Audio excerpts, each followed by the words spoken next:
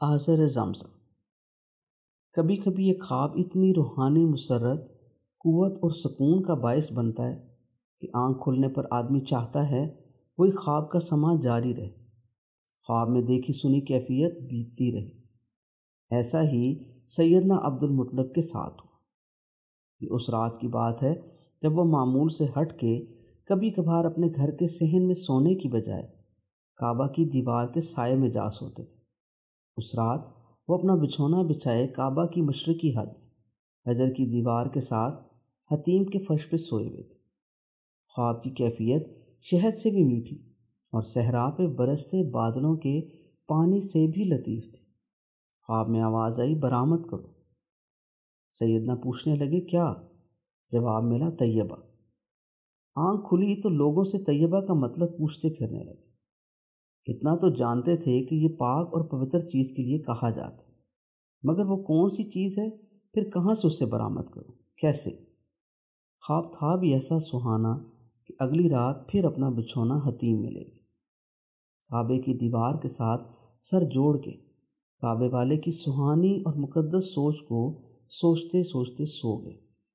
پھر وہی آواز آئی کانوں میں، جیسے سریلی گھنٹیاں سی بج گئی۔ اس بار آواز آئی، برہ کھود کے نکالو۔ صبح یہ پھر سوچتے اور لوگوں سے پوچھتے پھرنے لگے کہ یہ برہ کیا ہے، برکت والی شے کیا ہے، کہاں سے اسے ڈھونڈوں؟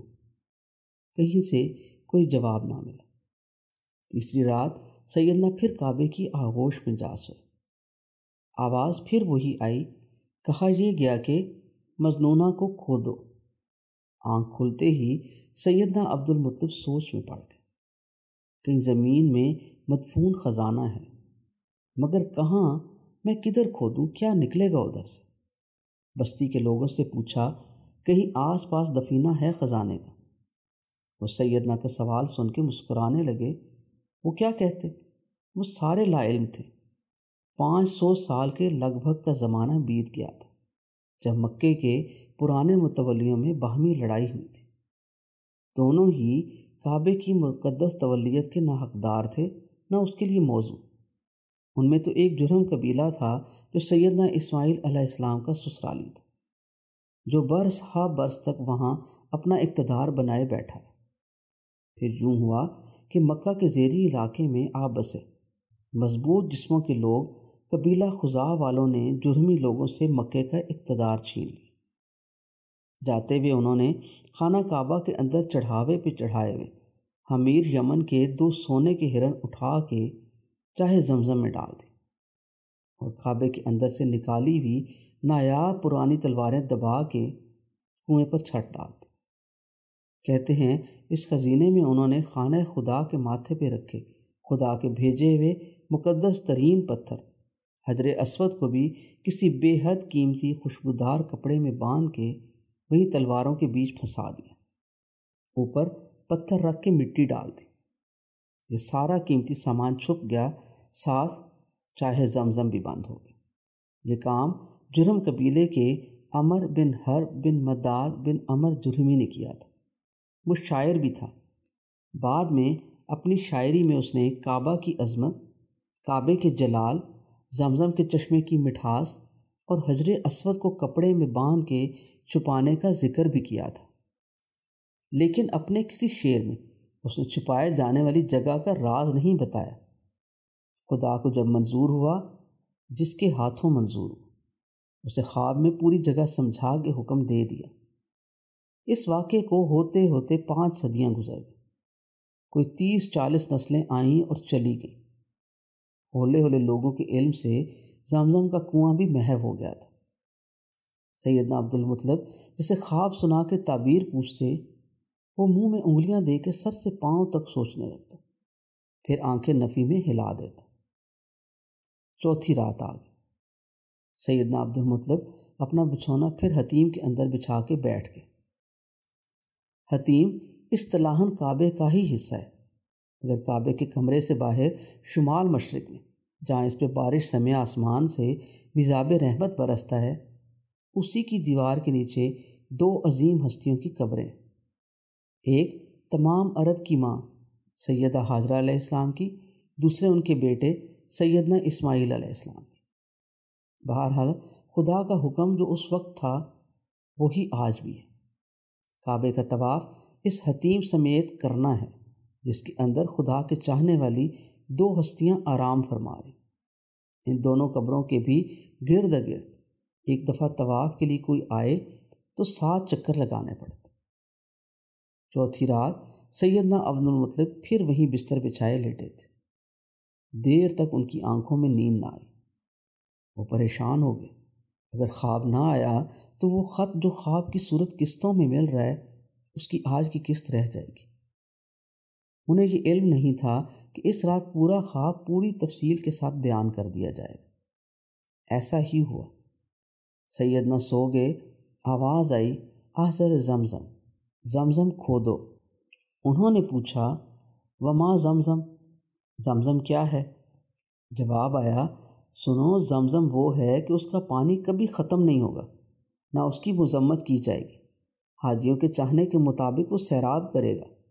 سنو، یہ جگہ وہ ہے جہاں سین کعبہ میں ایک لال چونچ اور لال پنجوں والا کعبہ ٹھونگے مار رہا ہے۔ وہیں گوبر اور لہو کے چھینٹے ہیں اور چینٹیوں کی قطار۔ خواب ختم ہو گیا تو سیدنا عبد المطلب کی آنکھ بھی کھل گئی۔ آنکھ ایسی کھلی کہ سارا نقشہ سامنے پھیلا ہوا تھا۔ اٹھ کے بیٹھے، دیکھا آسمان سے ایک کالا کوا پر پھیلا کے کعبے کی دیوار سے 40 قدم کے فاصلے پہ صحن پہ آ اترا اور زمین پہ ٹھونگے مارنے لگا۔ سیدنا نے غور سے دیکھا، کوے کی چونچ اور پنجے لال رنگ کے تھے۔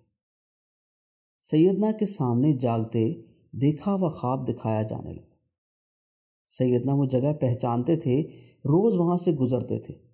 اس جگہ عرب کعبے کے نام پہ قربانی کے جانور لا کے قربان کرتے تھے۔ وہاں گوشت کے چیچڑے، خون اور گوبر ریت اور سنگریزوں میں ملا ہوتا۔ سیدنا جلدی سے اٹھ کے ادھر گئے۔ قریب گئے تو چیونٹیوں کی قطار بھی وہاں نظر آ گئی۔ اب شک کیا رہتا؟ جلدی سے گھر گئے۔ ان دنوں ان کا ایک بیٹا تھا حارث، اسے اٹھایا، ساتھ لیا، پھاوڑے اور کدال اٹھائے اور پہنچ کے بتائی ہوئی جگہ پہ۔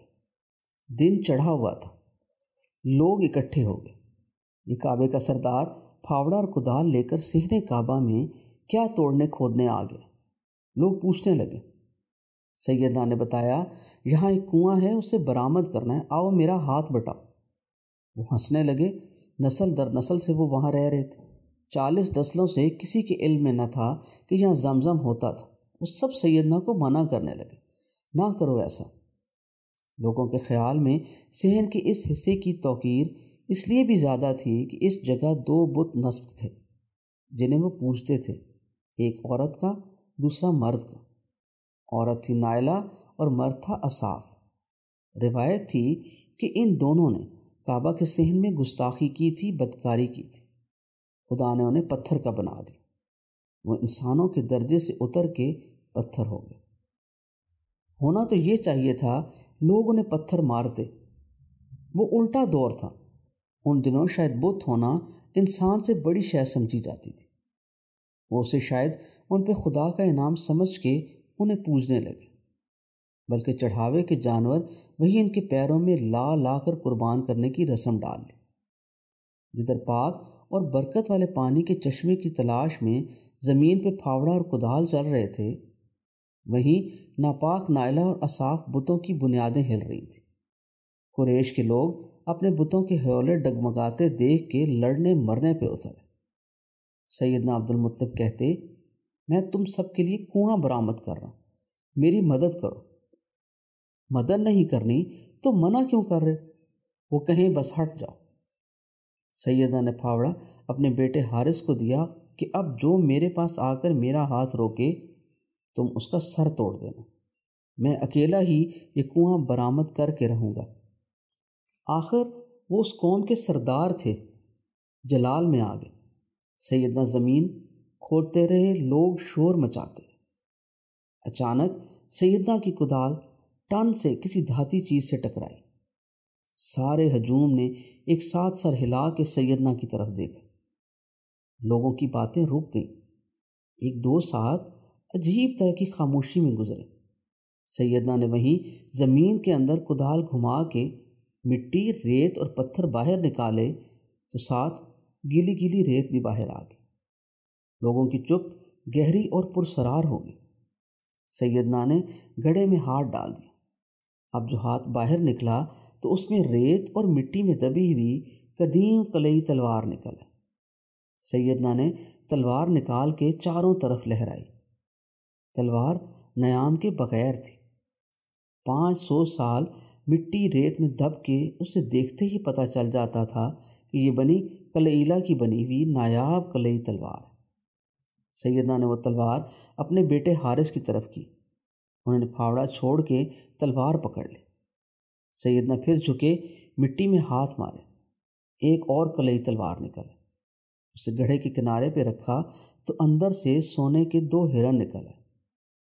ہرن کھینچ کے نکالے تو 500 سال سے سویا ہوا پاک پوتر زمزم کا چشمہ اچھل کے کناروں پہ آ گیا۔ دیکھنے والے ہجوم کے تو ہاتھوں کے طوطے اڑ گئے۔ ہیں، یہ کیا ہوا؟ اتنا سونا، تلواریں اور میٹھا ٹھنڈا پانی۔ ہجوم جو تھوڑی دیر پہلے تک ہپناٹائز سا ہوا سکتے کے عالم میں سارا واقعہ دیکھ رہا تھا، ایک دم سے لالچی آوازوں میں کسمسانے لگا۔ یہ تو سانجا مال ہے، ہمارا بھی اس میں حصہ ہے، پرے رہو۔ سیدنا نے گڑھے کنارے پڑی دوسری تلوار اٹھا کے ہاتھ میں پکڑ لی۔ پھر دونوں سونے کے ہرنوں کے ٹانگوں میں چھپی ہوئی ایک ریشمی کپڑے کی گٹھڑی کو کھولا۔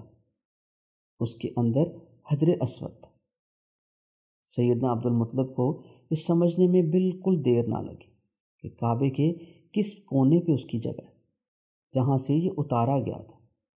وہاں اس وقت تک ایک گڑھا سا رہ گیا تھا، مگر لوگ اس جگہ کو چوم کے کعبے کا طواف شروع کرتے تھے۔ سیدنا نے ہاتھ اوپر اٹھا کے پہلے یہ اعلان کیا کہ طواف کرنے سے پہلے جس کونے کو چوم کے تم طواف شروع کرتے ہو، یہ اس مقام کا مقدس پتھر ہے۔ دیکھنے میں بھی وہ پتھر اس زمین کا پتھر نہیں لگتا تھا۔ لوگ احترام سے تھوڑی دیر کے لیے دوہرے ہو گئے، پھر بولنے لگے، یہ تو ہم سب کی مشترکہ جگہ ہے، یہ سونا، یہ کنواں بھی سبھی کا ہونا چاہیے، ہمارا حصہ نکالو اس میں سے۔ سیدنا بولے، خبردار، میں تم لوگوں سے مدد کی درخواست کرتا رہا، تم لوگوں نے کوئی مدد نہ کی، الٹا میرا مذاق اڑایا، مجھے روکتے رہے، میرے کام میں خلل ڈالا، مجھے ڈراتے دھمکاتے رہے۔ اب خدا کی بتائی ہوئی جگہ سے مجھے جو بھی ملا ہے وہ میرا اور میری اولاد کا حق ہے۔ آپ اور آپ کی اولاد ہی کیوں، ہم سب ایک قوم ہیں، پوری قوم کا حق ہے اس پہ۔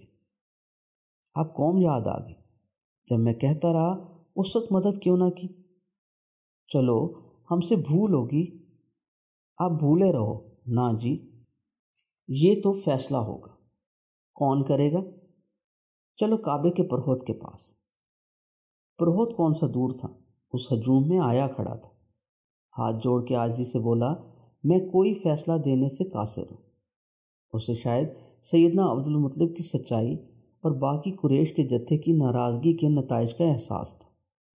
بولا، میری گرو کہنا قبیلہ سعد کی جادوگرنی عموماً یثرب سے آگے مقام مان میں رہتی ہے، تم پہلے یثرب جاؤ، شاید وہ ادھر ہی مل جائے، وہ فیصلہ دے گی۔ ادھر جاؤ۔ قریش کے 20 لوگ تیار ہو گئے۔ قریش کے مختلف شاخوں سے 2 سیانے، سیدنا عبد المطلب نے بھی اپنے قریشی رشتہ داروں سے کچھ ساتھ لیے اور یثرب کی طرف چل پڑے۔